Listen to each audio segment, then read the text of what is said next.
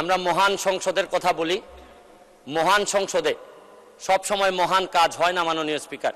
আমি মহান সংসদে এসে প্রথমেই আমার যে জিনিসটা নিয়ে খুব কষ্ট হয়েছিল মাননীয় স্পিকার, এই সংসদেই এই জায়গাতে বসেই ইনডেমনিটি বিল, ইনডেমনিটি অর্ডিন্যান্স করা হয়েছিল আমাদের জাতির জনক বঙ্গবন্ধু শেখ মুজিবুর রহমানের এই হত্যার বিচারের প্রক্রিয়া বন্ধ করার জন্য।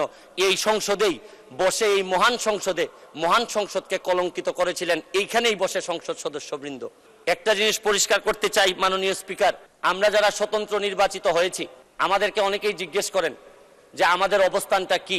আমি এই মহান সংসদে পরিষ্কার করতে চাই মাননীয় স্পিকার যে আমরা হচ্ছে গিয়ে বিরোধিতা করব সরকারের।